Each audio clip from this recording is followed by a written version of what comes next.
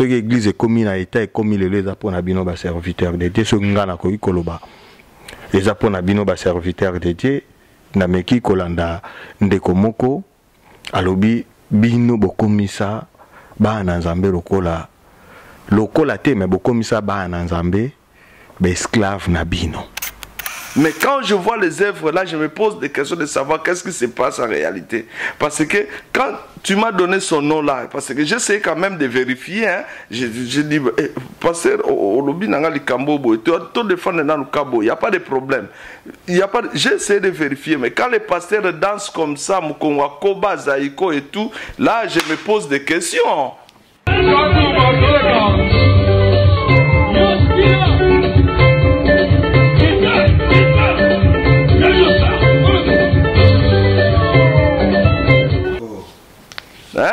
Bêta na internet, on peut se combo, dans 2 minutes. Là, je dis, bon, qu'est-ce qu'il y a, pasteur? Bon, ok, il n'y a pas de problème.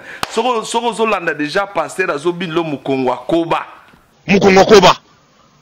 Mukongwa Koba, ça veut dire? Oh, Mikolo a changé ça sur Mukongwa, et comme selfie. Quand photo? Quand?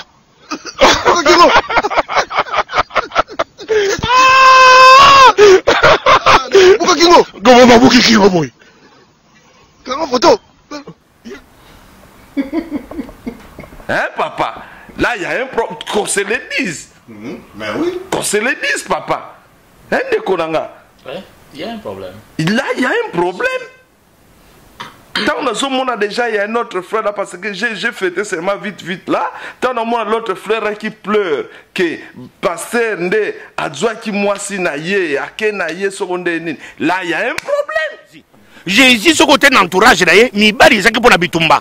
Basi c'est pour la staff. Basi c'est pour la soutien. Ngai na entourage danga depuis na banda ministère. Batous bayebi que na sakamuto basi. Parce que on a vu so yebi o lokate aux rien. Vous comprenez? Aux rien. Et puis de deux baro peine na vie so yebi koto kendete au banda rond-point. Au balo ko kanisa ko kendaka. Ziko de kendaka te. Il est important de croire ba pas pa ko kende. Tout à l'heure, tu le baquet au bali, mais yo ça mon Nzambe, papa comment au bali. Ah, njela wana za satana akotela kinga mingi kote wana. Côté oyo diable a betinga iloko côté wana ezala kite. Satana zikinda sakani kaka boy bu. Basi nyoso oyo na balabala wana, bana batu malamu. Babanga kanzambe, basi ya respect. Kaka ngai kaka tango satana koya ko beta ngai ki bu. Moi siko bango ba supporter ngai na ndenge wana ba supporter te. Siko bango ba teli dimension ya respectabilité na bango wana. Babi moto aboyete. Et puis il est aussi important de croire ba iloni aluka. Na makamunyo so ezana munoko wana yemoko ayeba amituna na koluka nini na kokende wa babundisa kanzambe te.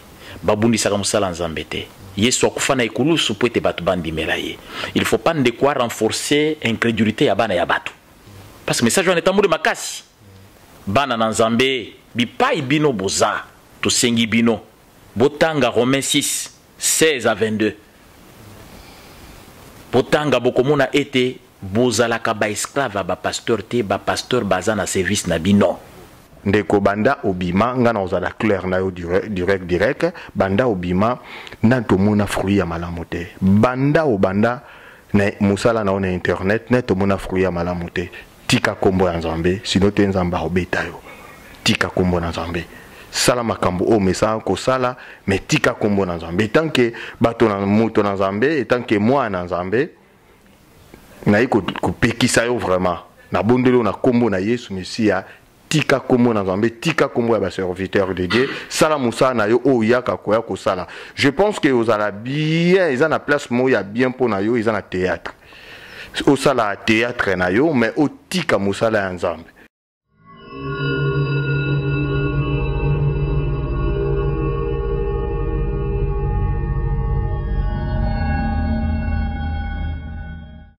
Shalom, shalom bana Nzambe. Bien sobolanda biso na 3w.bomoko.com. Yabino ndeko JBK MM ndenge tolobaka motokati na molimo. na mesana koyebisa bino nasala ate so molimo etindi te botunanga molimo etinda ye wapi naza na ville na ngai na Anvers oyo bino nyonso boyebi moi na Anvers donc Anvers ekoma comme poste non na biso bato nyonso yebika ville ekoma comme poste non bapapa na biso tobomba. Shalom papa. Shalom ndeko. Shalom papa. Shalom papa, nzamba pambola. Amen.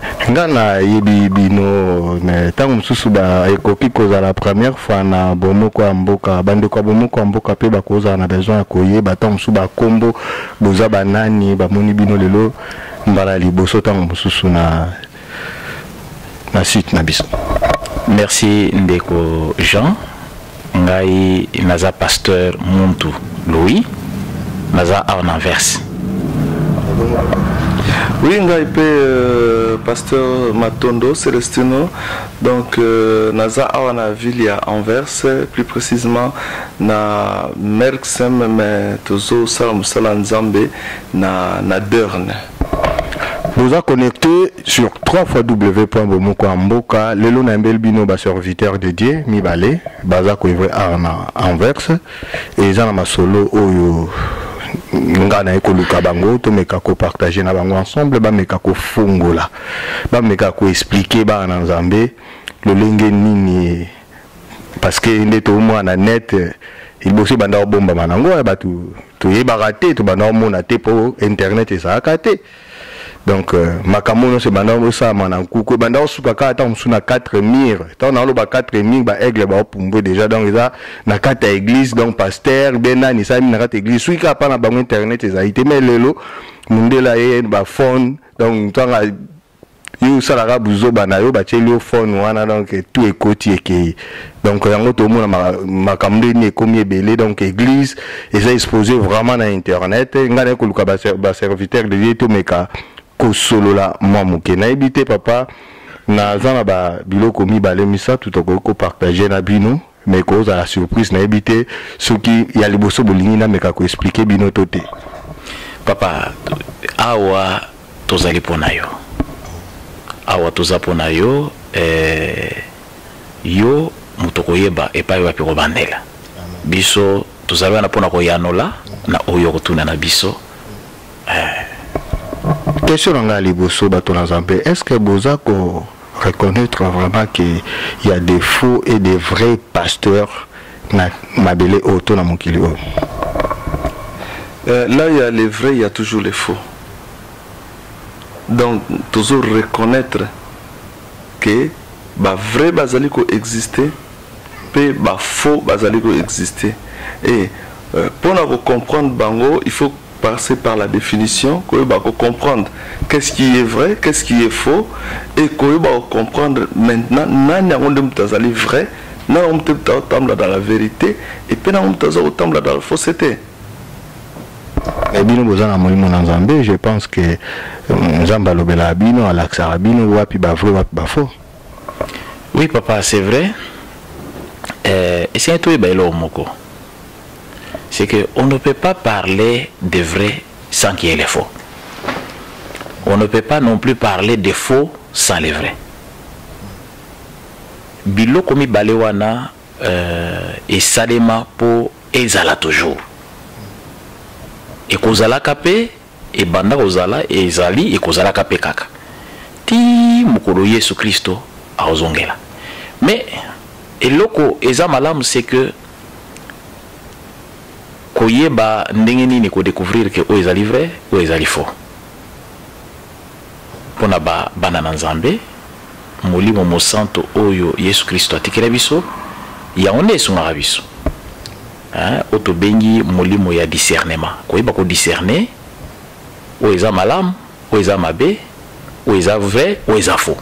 Donc le Saint-Esprit est là pour nous aider à discerner les vrais et les faux. Mais boyebi pe o bazana baza ko est vrai, o baza ba vrai, na ba o baza ba faux. Bien sûr, parce que le vrai est déterminé par un ensemble, il y a règles. Il y a un ensemble de règles où ezali ko songa, mutu nyonso azali informé, mutu nyonso azali instruit, mutu nyonso azui enseignement approprié. Parce qu'il faut tous à la claire, c'est que ici nous parlons du domaine spirituel. et lokola bana na Nzambe lokola basali na Nzambe tozalaki formé pona koyeba wapi eza vrai wapi eza faux et eza musala tokokoba kosala lelo ya koforme pe bandeko misusu o bayaka na mangomba po ete bayeba pe kodiscerner parce que mutu ye moko boya koyeba te. Il faut toujours lakisa ye par un enseignement. C'est comme un médecin. Je donne un exemple, un médecin. Ngai naza docteur te. Il est difficile naïba que mutu azali boso nanga qui s'appelle docteur est faux. Il est dans les faux. Il n'y a qu'un autre docteur ou à ça la même étude que yé ou à découvrir que Mouto il est dans les faux parce qu'ils ont fait les mêmes études. Il peut voir les erreurs plus facilement que Mouto a formé. Donc c'est notre devoir en tant que Bakambi Mangomba ya ko former Banazambe pour être baye bako discerner que où est malam où est mabe. Eza bino batu boza ko former Banazambe pour na ko yeba ko discerner to molimo mon centre. Nakanisa ke molimo na Nzambe apesaka achaka eloko kat na bana bato et l'homme ne donne que ce qu'il a. Oh, le Saint-Esprit a tchekati nanga yango munda ko communiquer. Alors tant que vous communiquer yango yango mte ko sala en sorte que bana bato ba recevoir quelque chose de la part du Seigneur. Oh yoko communiquer, oh yoko enseigner. Yango mte ko ba ko fongola bana bato misu, ba ko comprendre. Oh nani aza vrai, oh nani azali faux. D'ailleurs, ba ko reconnaître que les vrais et les faux na misala na bango. Et Nzambe moko na bonzambe na apesi biso esprit de discernement. Bazo ben déjà pneuma esprit à discernement pour nous comprendre où ni les a vrai où ni les a faux. Alors surtout comprendre déjà bloquana na kansa on évitera beaucoup de choses et bana nzambe bako kima oya mabe pour abakende et sika oya malamu ezali. Donc notre responsabilité on comprendre que papa aujourd'hui les enfants de Dieu bazo zanga référence bazo basuste nani azali nani. C'est pourquoi bazo kende n'importe où peut bazo sala n'importe quoi. Parce que même dans internet, surtout dans l'oyembo, la grâce, dans l'oyembo motema ya moto, ce qui est alaki, ordinateur, ndebabenga kayango, internet. Pokati na yango, na yamabe, na oyamalamu, ezali. Sauter na internet, omona, na oyamabe, na oyamalamu, nyo se za mélangé, nyo se zali. Alors, ce qui me sont formés, n'importe quoi. Merci beaucoup, Motolanzambe. Papa, moi, bassine, moi, quelques signes autocoyeba qui vraiment, c'est un serviteur ou un serviteur. Papa, bassine, eza ebele. Bakoki côté ya malam. Bakoki ko kamba ba prière ya makasi. Mais ce qui misala na bango ezali ko correspondre na makambo baza ko salate, ilinko lobake baza nzambete. C'est le premier signe, leurs œuvres. Doctrine nyonso ezokoya ezokosala que au lieu batu bazala gagner pour les royaumes des cieux mais bakomi kozala gagner pour autre chose. Et sans embêter, je vous donne un exemple. Tout un évangile basé sur le matériel. Par exemple, sur le matériel. Un évangile basé sur le matériel. La prospérité, elle est bonne. La Bible parle de la prospérité. Mais elle dit, bien-aimé, je souhaite que tu prospères, comme prospère l'état de ton âme, mais que tu sois aussi en bonne santé. Donc la prospérité matérielle, financière, elle est liée d'abord à la prospérité de l'âme. Aux homona. La conversion n'a plus sa place. Donc on dirait conversion est comme il est fait il y a Kobongo la Makolo. Mouto ebiso kenga na zaka na église catholique, biso za la maison mère, tolongwa hein. To comme nenga moyo. Azolongola ne makolo d'un coin vers un autre. Mais Yemoko, sa vie n'a pas changé. Mais là, par rapport à quoi? So ba vie à batumino bozo te abiso so ba vie na biso eza ko changer te par rapport à quoi? Je crois que les pasteurs ou bien les responsables, les bergers, il faut assumer le rôle de bango véritablement. Parce que ceux qui enseignent, ceux qui prêchent la parole de Dieu, au bazoko memabatu dans les chemins, dans les bons chemins, ceux qui bien aimés dans le Seigneur, les pasteurs qui sont là, comme Jésus-Christ s'est levé contre les pharisiens. D'ailleurs, c'est déjà dans le livre de Matthieu 23, il commence à dire, malheur à vous scribes, pharisiens et pharisiens hypocrites, parce que vous fermez aux hommes le royaume des cieux. Comment est-ce qu'ils ont fermé les royaumes des cieux aux hommes? Parce qu'ils n'enseignaient plus la vérité. Ils se détournaient de la vérité pour leur propre profit. L'amour, il n'y avait plus d'amour. Jésus-Christ va donner voir même l'exemple de quoi? Des Samaritains. Les pharisiens, les scribes, tous ces gens-là passaient. Mais il n'y avait plus l'amour. Donc, Bissot, en tant que serviteur de Dieu, je parle vraiment au nom des serviteurs de Dieu, Tozonga dans la vérité, dans les bons, dans l'ancien et les bons chemins. Mais ce qui n'a aucun amant, penza na moi motuna bozongo parce que na moki papa lobi bien oza ko bela ming bino ba serviteur de Dieu bozonga na dans le droit chemin na koki koloba mais eza pas si parce que c'est normal ce que l'église est commis na état et commis le les pour na bino ba serviteur de Dieu so nga na koki koloba eza pour na bino ba serviteur de Dieu na meki kolanda ndeko moko alobi bino bokomisa bana nzambe lokola te mais bokomisa bana nzambe ba esclave na bino. Il y a les bosso ceux qui m'ont compris qui sans y a mot esclave et sans y a mot serviteur. Quand on parle de serviteur, c'est celui qui sert. Azo servir nan. Azo servir les brebis. Mais ils allaient servir une colote et comme ça, brebis. Il y a deux rôles, papa Nanga. Comment ça n'a été? Nous sommes les serviteurs de Dieu parce que Nzambe yende muto ache quelque chose kati na biso. Mais mission na biso est sukiwanate. Il faut aller loin. Après si biso nan, après si banan, après si banan. Mais après si ba brebis, on les a pour ça na bango nini. Pour ça kana bango. Tout ça na bango nini. Mais bino bo saka na bango. Ko comme si on esclave na bino. Mais papa, autour qui biso li kamboko baki, est-ce qu'il n'y a pas de vrai, il n'y a pas de faux? On les reconnaîtra par leurs œuvres. Beaucoup ba bango na misala na bango. Ceux qui pasteur a comme ici église na et sika o akosaka de la babrebi, il aura un grand problème avec oye a pécier responsabilité à babrebi wana.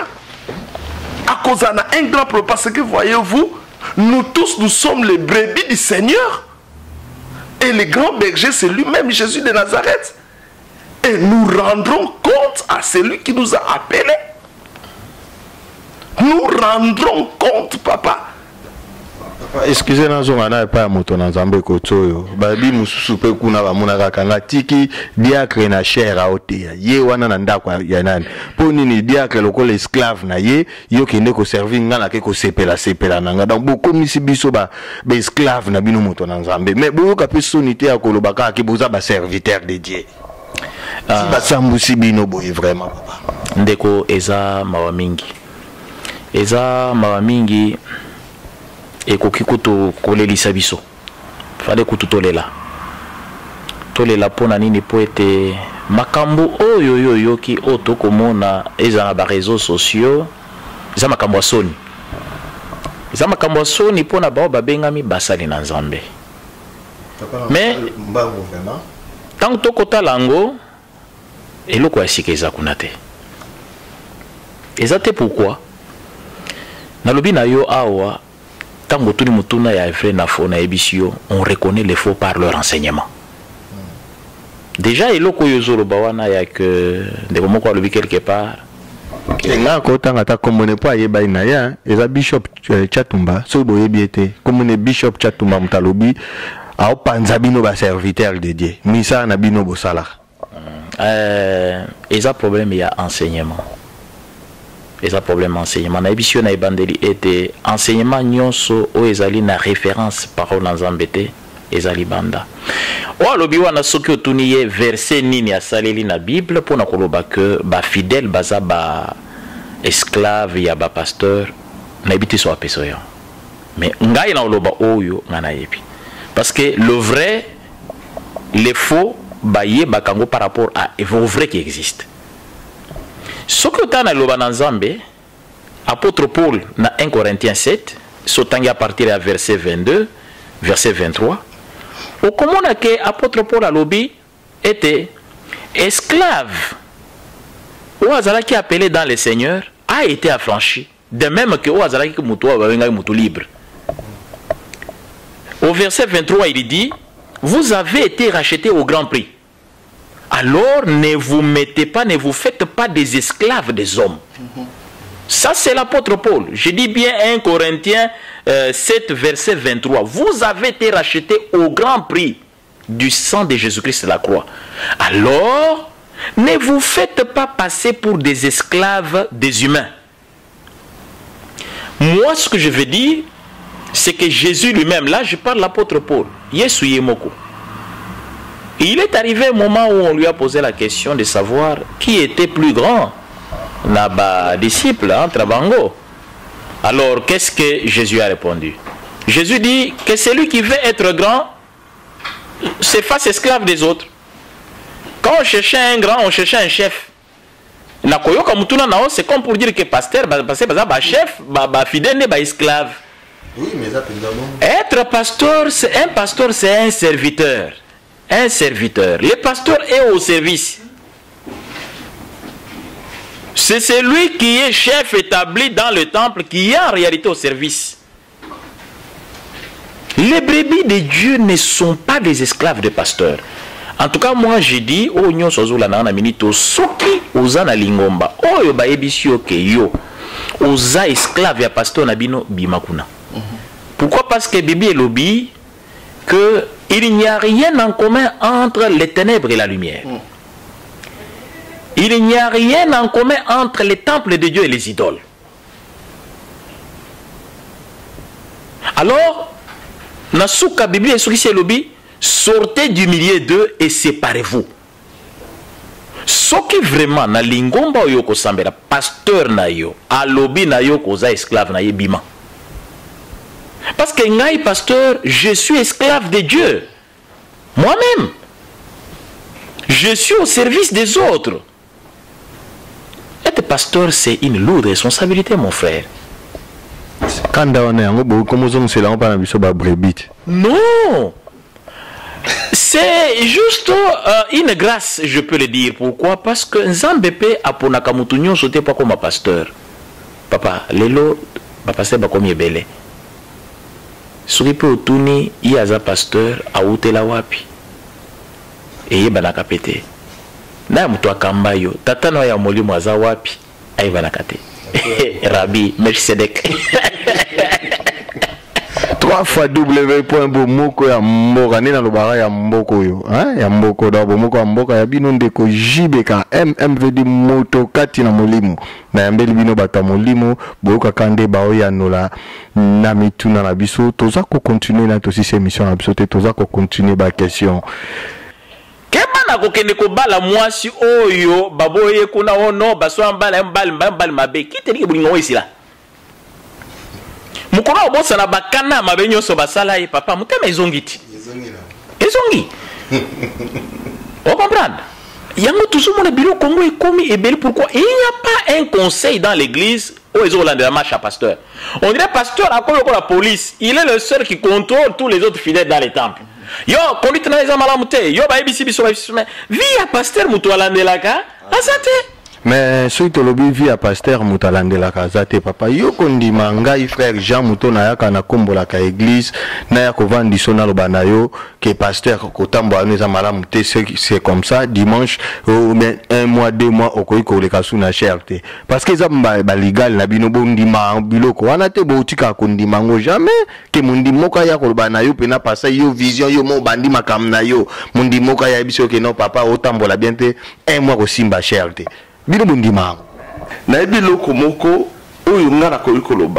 L'humilité précède la gloire.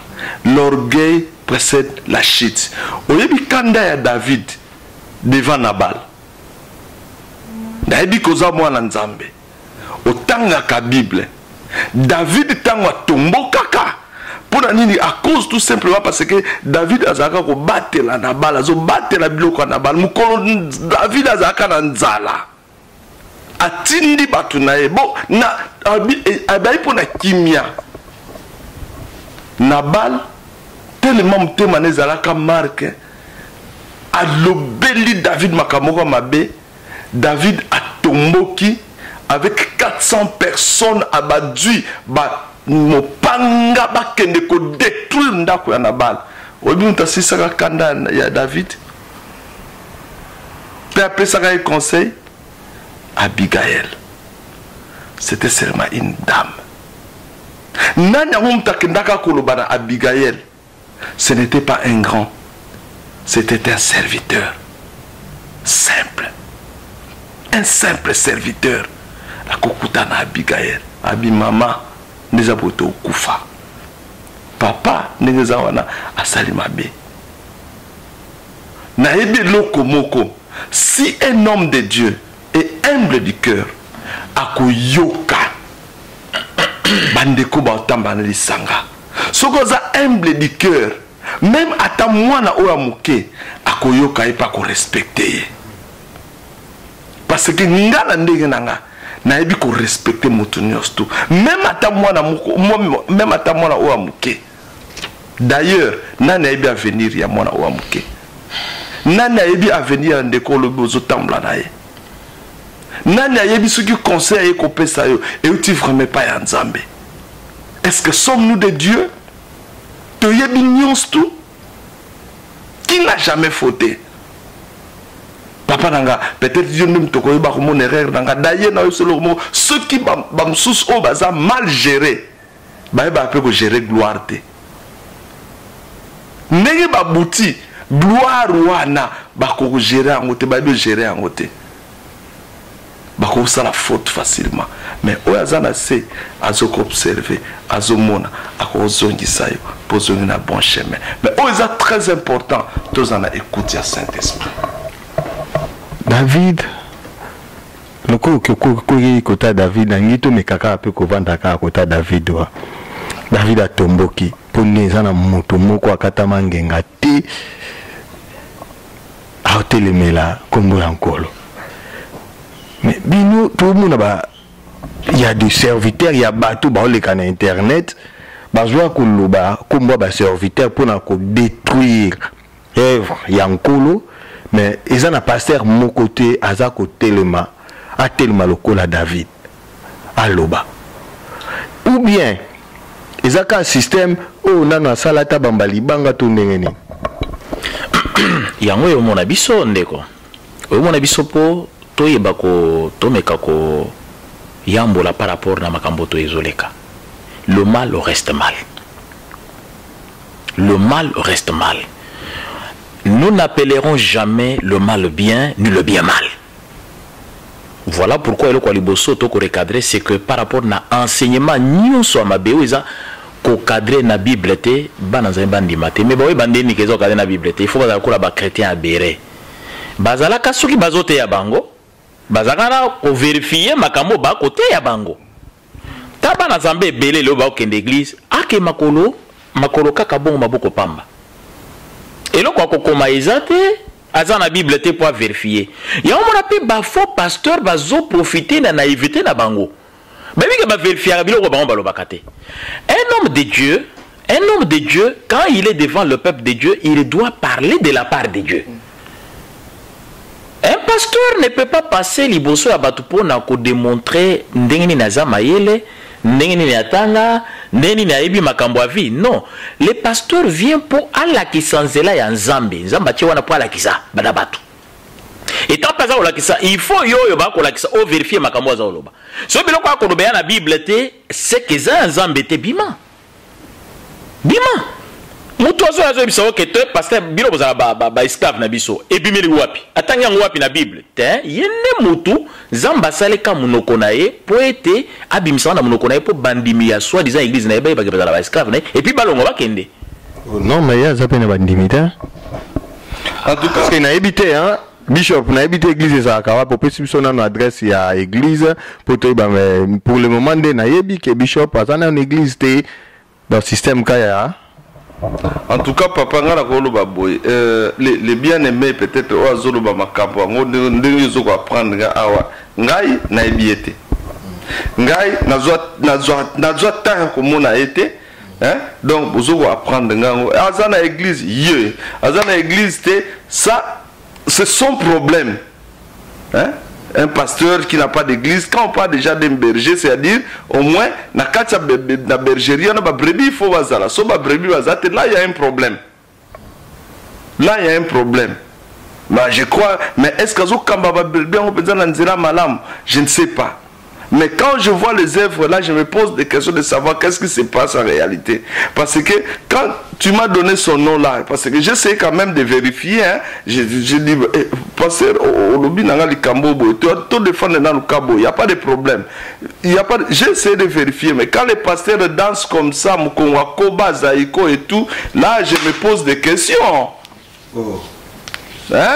Bêta na internet, si on peut se combo, dans 2 minutes, là je dis bon, qu'est-ce qu'il y a, pasteur, bon, ok, il n'y a pas de problème. Soro a déjà pasteur à Zobilo Mukongwa Koba. Hein, papa? Là, il y a un problème, qu'on se le dise. Mais oui. Qu'on se le dise, papa. Hein, Nekonanga? Ouais, il y a un problème. Là, il y a un problème. Quand on a déjà, il y a un autre frère là, parce que j'ai fêté seulement vite là. Quand on a l'autre frère qui pleure, que pasteur Nde, adjoint qui moi si naïe, ake naïe sur on là, il y a un problème. Malgré tout, la Bible na livre en Matthieu 13, botika bango blé na ivre va coller ensemble, mais il y a un problème. Là, on comprend directement, c'est livré. Je suis désolé. Et puis na singa rouge na mutu na évité ce qui makamba singa rouge mais sérieux ya ninte azu Kabila président Kabila atie na mulangi akangi singa na nini alongola bilamba même ndeko ya Kazarima atika micro akima na plateau là wana zai molimo na nzambe toujours alongola bilamba molimo na nzambe ale alongola so bilamba na kati ya plateau yo papso papa responsable na habité na plateau longola bilamba alors ozo mutawa to kangena na mulangi je sais pas quelle sorte de mulangi singa rouge na mutu c'est la sorcellerie ou bien tonine to mona batu ya ne mona ntempe bachaka singa ne ba pe batanzambe ya batanani ne mona ntempe on dirait que j'ai un problème papa le banini papa moi je suis ici là bon. Donc je ne sais pas bon en fait c'est vrai au lobby peut bien ndeko Jean lobby bato mo nansemi bazape bazana basinga bazape batu nanzambe au lobby mabete au lobby bien parce que banzambe baza ebele ah bon ah oui oui bata banzambe baza ebele mais ngana nimela moko omoni mutu na mutu alobela makambo nzambe naye ya ebinzambe naye oyo ngai ninga na ko défendre oyo makomi eloba eza Yesu Kristo voilà ndi o nga na ko défendre awo bango pe c'est pas tout ni bango oyo ba défendre pe oyo nzambe na bango oyo atamso baje ya banoir donc batuna batu bazana banzambe na wana marque na bango à partir ya pratique ya mutu ko comprendre que azana nzambe mususu que Yesu Kristo so lobi ke baza ba esclave peut-être ya banzambe oyo ya nzambe oyo ya cha ya lobi bandimi oyo yo baza ba esclave. Ah, peut-être, oui, parce que ce qui est Jésus Christ, il y a Jésus Christ, bisto tolobi awa. Tolobi awa que tobaki c'est que dans Romains 6, Romains 6, à partir du verset 16 à l'obi 18 plutôt, à l'obi, libérés de péché, vous êtes devenus esclaves de la justice. Amen. Esclaves de la justice. Dans verset 22, toujours il y a Romains 6, 22, à Bakissi à l'obi, maintenant libérés de péché et esclaves de Dieu, vous avez pour fruit la sanctification et pour fin la vie éternelle. Libéré du péché et devenu esclave de Dieu, ça c'est dans Romains 6, verset 22. On trouvera ça. Donc nous, qui sommes libérés du péché au moyen du sang de Jésus-Christ, nous sommes devenus esclaves de Dieu. C'est la Bible qui le dit. Pourquoi? C'est pour vivre dans la sanctification et pour avoir une vie éternelle. On a reçu Jésus, on a été libérés, rachetés par son sang de la croix, mais pour marcher dans la sanctification. Et les œuvres sont les œuvres de l'Esprit. Moi, j'ai l'Esprit Saint. Mes œuvres sont conformes à l'Esprit qui est sur moi. Ce qui peut être un peu comme ça dans mon lim. Œuvre n'a pas que correspondre à mon lim ou à l'école. Si on va bien dans la MM. Nani Mkongo Koba. Ce que moi si Abadiak, parce que tout ça, ces œuvres-là, c'est ce que nous appelons dans la Bible les œuvres mortes de la chair. Vous sentez que Mutunano Ayambi Yesute, il n'est pas passé par le baptême de l'esprit. Vous voyez un peu ça. Aza transformé, intelligence na isa renouvelé. Aza kaye na ye mobimba. Vous comprenez? Alors, zoto na yende eza kokamba vi na ye. Or, bisoto ebia ke Bible lobby, vous devez marcher guidé par l'esprit pour ne pas accomplir les désirs de la chair. Les désirs de la chair, eza bamasango zomona wana biloko zomona basala ba dezona. Mikoroba de kokangaba tuna ba milangi, tout ça, ça c'est charnel. La Bible dit il cherche un seul homme qui se tienne à la brèche pour prier afin qu'il y ait akangola mboka. Akangola mabota. Et la Bible ajoute pour dire que la prière du juste a une grande efficacité. Dans le livre de Jacques. Mboka bamboka yako souffrir faute ya ba vrai serviteur de Dieu. Je vous donne l'exemple. Bamboka neti Congo, bamboka na biso. Et si ça souffrir c'est parce que il y a un problème lié aux vrais serviteurs de Dieu. Si vraiment les vrais sont là, ils doivent dire la vérité aux fidèles. L'église de Dieu ne doit pas être utilisée comme l'opium du peuple, comme on le disait autrefois. Non. Yo que l'art na yo et pas ya bato à pouvoir. Ba pio l'art au dame au somi parler au tongi, au banu ko bisa batu que non, il faut croire, il faut croire, il faut croire, il faut croire. Non. Yo si on s'est retrouvé au lieu là. Mais il pas que mongo wana, un jour tu payeras. Parce qu'il y en a qui meurent de faim, qui meurent de maladie. Il y en a qui meurent assassinés et tout. Je crois que nous avons besoin de ces vrais serviteurs de Dieu. Tous en avons besoin au jour d'aujourd'hui. Pour battre les mains, baza et belete mais bakote les mains. Bakote les mains, zambazana bango baza quelque part. Le temps a sonné. Il y a mobisope tokoloba que makambo mabe batambu sakango mingi. Batu yozo benga pasteur ezanane ezangangate. Yangode nganga nzambe nde pasteur. Nganga pe satana zalakate. Yo ebité. Alors, ebele, période bisto bana okola to bana omona na ba école, banganga bazoya, ko sabiso magie, bako transformer zelo ekomi sucre, moi mabanga mike ekomi ba bombo, so yo mona mamba ya alisus na ba école. Bakena. Kasi bako ta ba église. Bakuma ba pasteur. On est ba pasteur ebele. Merci beaucoup. Boutikala connecté na 3w.bomoko.mboka ya binonde ko JBK. To continuer émission na biso soki ngape na ko bakisa moi eloko moko etant que moi na Nzambe comme ka ko bana na Bishop Wazali Bishop Chatumba to yete pona ko finga bien to yete pona ko ba mabe na yo mais plutôt to lingi comme ka ko éclaircir na ba na Nzambe. Nini yo lobaki est-ce que eza makambo ya solo to eza makambo ya solo te tozana nini tek tozana problème na yo te mais tozana problème par rapport ya maloba o yo lobaki pour na église bible bila biso ba oyeba bango to oyeba bango na misala mbuma nzete ya malamu boye bango na bambuma na yango ndeko banda obima ngana ozala clair na yo direct banda obima nanto mona fruit ya malamu te banda obanda na musala na on internet neto mona fruit ya malamu te tika kombo ya Nzambe sino te Nzamba obeta yo tika kombo na Nzambe sala makambo o mesa ko sala mais tika kombo na Nzambe tant que bato na moto na Nzambe tant que moi na Nzambe na iko pekisa yo vraiment na bondelo na kombo na Yesu Mesia tika kombo na Nzambe tika kombo ya ba serviteur de Dieu sala musa na yo o yaka koya ko sala. Je pense que ozala bien eza na place moya bien pour na yo eza na théâtre osala théâtre na yo mais otika musala ya nzambe tika musala na nzambe parce que là okomi koleka balimite ekomoleka yaka bino nyonso bandeko bolanda 3w.bomoko.mboka ya bino ndeko JBK boyebinga très bien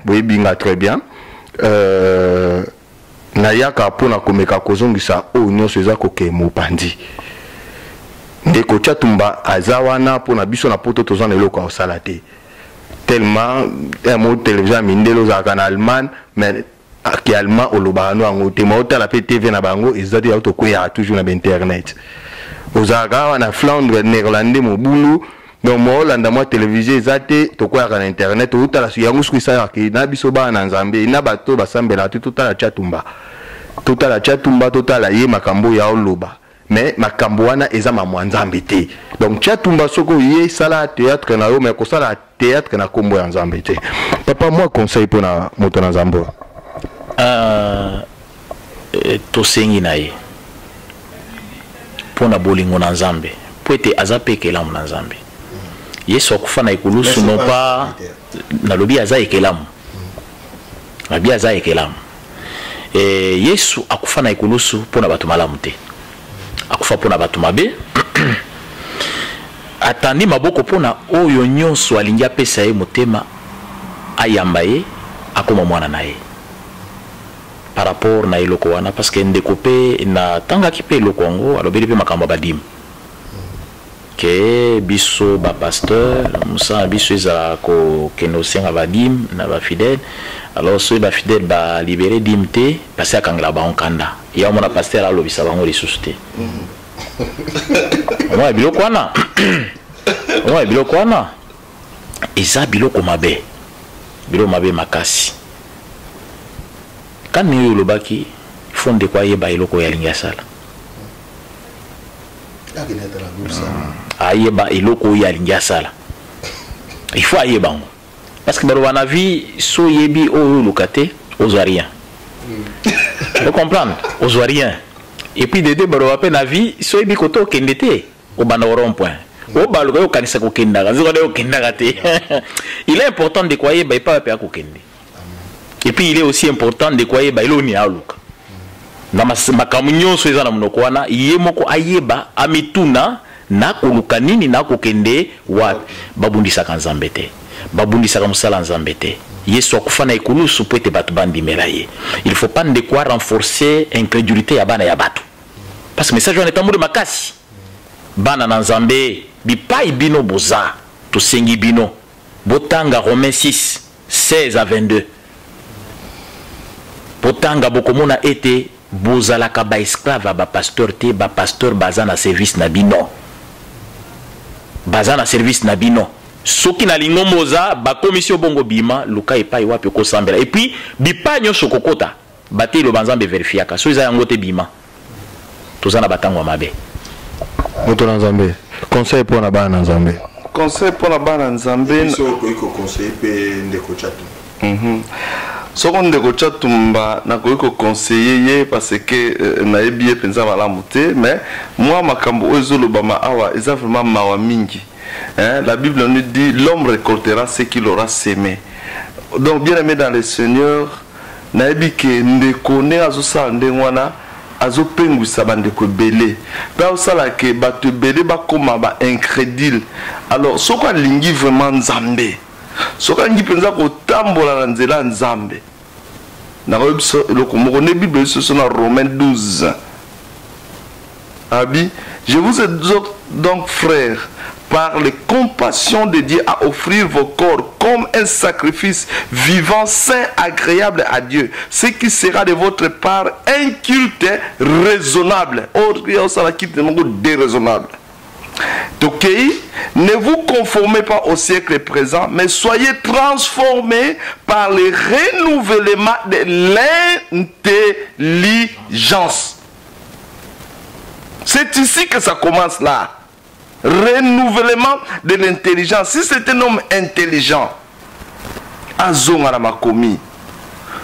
afin que vous discerniez quelle est la volonté de Dieu, ce qui est bon, agréable et parfait.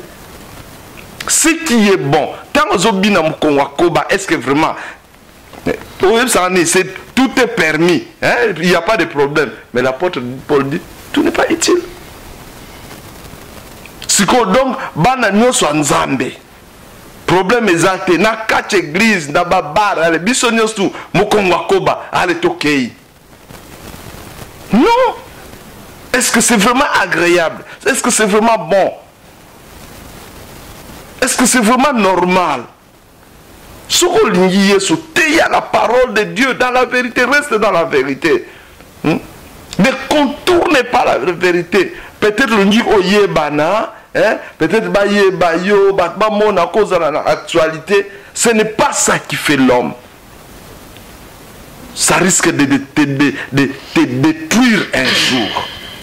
Ce n'est pas ça. Tcha Yesu du bosso. Pour la bande à Nzambe, peut-être au bazar qui choqué. Bien aimé na koyebise lokomoko. Zonga et pas na Yesu. La vraie vérité se trouve dans la parole de Dieu. La vraie vérité, c'est Jésus de Nazareth. N'a pas ce cadeau. Peut-être c'est de makaraming, tellement de makaraming te. Nganaye binza memo susute na bomoyi nangai Yesu. Bobele Yesu yo mwana nzambe na bomoyi nangai kolo. Ah. Na ebi nzambe mo susute. Or que l'esprit de l'Éternel crie à nous, Abba Père. Il nous dit sur la vérité. Il nous conduit dans la vérité. Zonga. La vérité c'est Jésus. Merci beaucoup. La vérité c'est Jésus. Ezalaki abinonde ko JBK veut dire moto kati na molimo. Avant tout okosilisa na ngai kobosana na ngai tomeka kozonga mwa muke na moto na Nzambe ndenge nini album. Album Ezako Kende Malamu, donc dans quelques jours là, album Manezo Bima, déjà au bazana, au batalanga na Facebook, hein, parce que tu pries à ma maison, tout ça, émission moko, ma maison devant l'Éternel. Là, je suis simple, na tricot, na t-shirt, na survêt, na libota, tout. Qu'on se connecter dans ma famille, tous prier ensemble à partir à 21h. Bien aimé dans le Seigneur, tous connaître au salam en Nzambé, tous même malibota en Nzambé, na présence en Nzambé. Alors pendant l'album, naïbi que dans peu de jours là et Kobima, je crois bien vers le 26, le 27 là, entre le 22, le 27 et Kobima. C'est na publié qui déjà modèle pochette album wana. C'est na publié déjà. Banze momi balé peut-être il y a mis ça tous nazoko publié en Kalami. Soko moni album wana peut-être na chape numéro na téléphone à Facebook benga commander et ko yelo na poste ko bangelo ko mokote s'il faut na article ezaba nzembo nzamba pesa biso na ndoto l'homme spirituel. Si ça ma moto kati na molimo donc wana nga moto kati na molimo JBK papa so yoka banzembo wana sina yoka liloba ba ona ba yokate lobeza moko bana na Nzambe il faut to ba soutenir œuvre na Nzambe loyembo po eza okomisa nkolo ezali pona édification ya corps de Christ église ndeko ayembi pasteur Matondo ayembi kitoko nga nayokaki bien zembo na sepela ngomingi eza sur l'amour.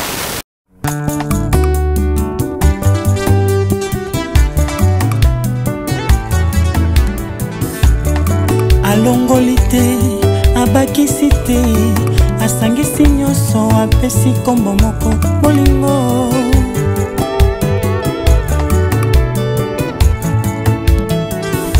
abolingo alati nzoto ayena mokili koteyateya ateilie bolingo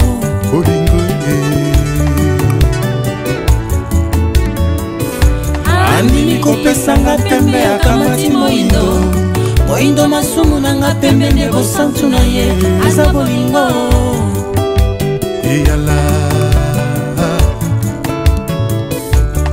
alongoli te abakisi te asangisi nyonso apesi kombo moko bolingo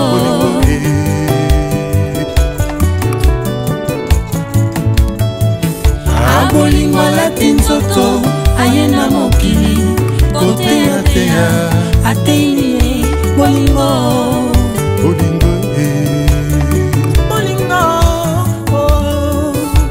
nandimi kopesanga tembe ya kamati moindo moindo masumu nanga pembe nde bosantu na ye aza bolingo mapendo luzolo jinanga wanye yesu yondeme wamo zwa lokungu mpona libela yaya lona bolingo na mitema basantu bolingo ekanisaka mabe mpona moninga te bolingo akoselaka moninga likambo te soki moto aza na bolingo au contraire alingaka nde molinga lokola amelingaka ye moko l'amour esalaka moto mabe te elingaka esungaka eutala mboka na nzambe eutepai na tata nzambe esunga mokili amour nde yesu ezali nde nzambe yesu na ngai na ye epai na yo yesu kolo nalingi nasimba bolingo nanu nasimba te yesu kolo nalingi namona bolingo nanu namona te yesu kolo bolingo yango namonisi epai na yesu kolo yembala ngulu yemba bolingo napesi papa Ngalasi mbote bipai aza mpona mosala monene oyo asala biso aforma en tout cas nzambe apambola ye abakisela ye ya mingi napesi pe merci na mentor nanga pasteur Élysée Mukandu l'homme de Dieu oyo asala ete bapakola biso mafuta tokoma pe basali na nzambe bapasteur na bandeko nyonso na kati na Yesu Christ partout où vous êtes nous vous saluons dans le nom précieux de Jésus Christ. So mutalinga lukona na poto église eza na poto tozana pasteur Matondo na minute oyo je crois que papa pasteur Matondo a sa adresse. Alors donc dès na lobi boye donc toza awa na église ezali na Deurne na balabala Lac Boxley numéro 108. Donc, si vous trouvez biso en plus de cela, na internet, soko au beti Celestino Matondo, na Facebook, au moment va coordonner la biso tout, nous sommes là en train de prier, en train de chercher la face de Dieu. Merci beaucoup. Yo muto oyo ozala dessus. Oloba ke non ngana vandi na ngana ndako onini ba pasteur ba to na nzambe ba décevoir nga na ba comportement na bango. Olobi nini pona mibale o moni liboso na yo olobi nini bien aimé bango nyonso te bagumba melaka bal ezalaka na bamususu nkolo abombaka est ce que eza bango te bareserve bango yeyo te nzambe apambola moto olandi biso na 3w.bomoko-ya-mboka soki otala émission oyo ozangi epa osambelaka benga bato na nzambe nimero yango wana soki obengi mpe bomoko-ya-mboka ozana besoin na bango okozwa bango numéro yango wana eza wana benga na relation esika na église na bango ezali esika ni baosalela nzambe nalingi nayebiso bavrai nde bango ye bato nanu bagumameli te bato nanu bagumameli te bango yeyo nzambe apambolo ciao.